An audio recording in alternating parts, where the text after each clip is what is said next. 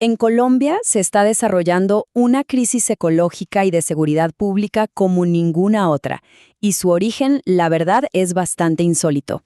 Lo que alguna vez fue un capricho exótico, hoy es una emergencia nacional con consecuencias que ya son devastadoras. Imagínense esto. Todo, pero todo, arrancó con solo 4 hipopótamos traídos ilegalmente en los años 80.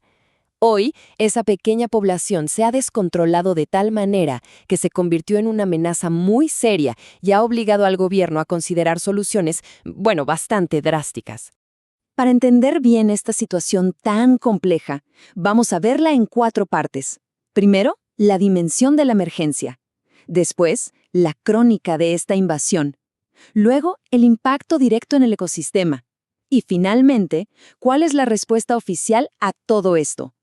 Muy bien, empecemos por la escala del problema. Para entender la urgencia, lo primero es ver los números, porque son, la verdad, bastante alarmantes.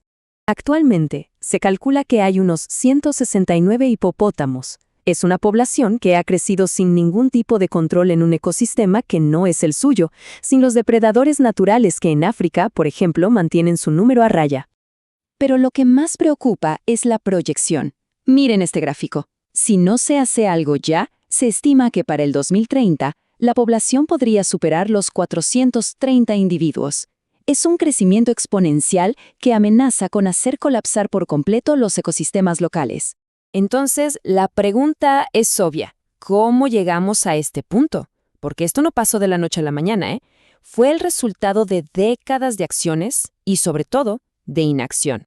Esta línea de tiempo es clave para entender cómo todo fue escalando. Empieza en el 81 con solo 4 animales. Tras su abandono, empiezan a colonizar el río Magdalena. El punto de inflexión fue en 2009 con el incidente de Pepe, un hipopótamo que fue sacrificado y que generó un debate público enorme que frenó cualquier acción por años. No fue sino hasta 2022, cuando la evidencia científica ya era abrumadora, que se los declaró oficialmente como especie invasora, lo que por fin abrió la puerta a las medidas drásticas que se están planteando hoy. Ahora sí, vamos a analizar el daño real, el impacto devastador que estos animales están teniendo en la biodiversidad única de Colombia. Y este punto es fundamental.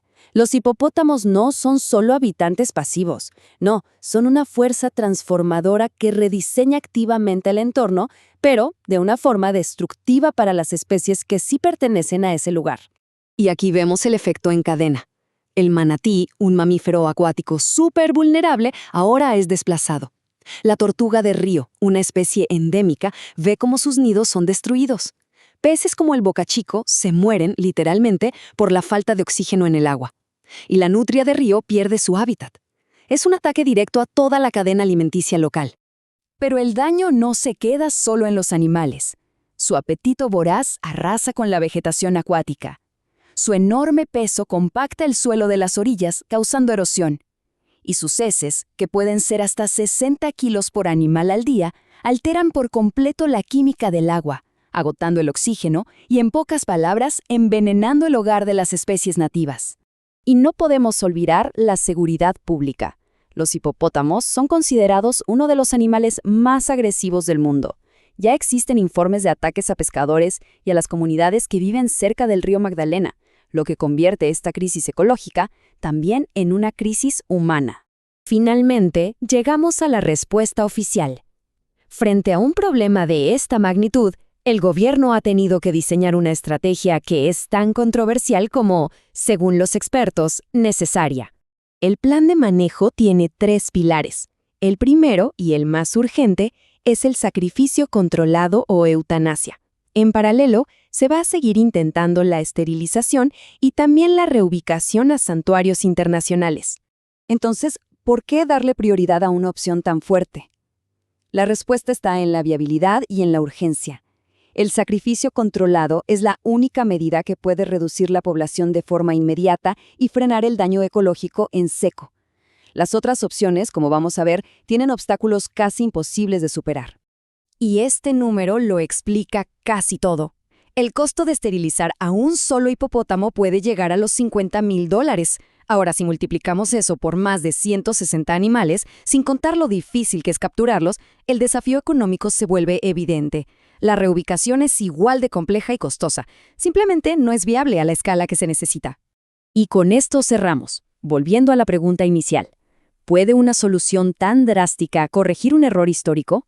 Estamos enfrentando las consecuencias de una introducción biológica totalmente irresponsable.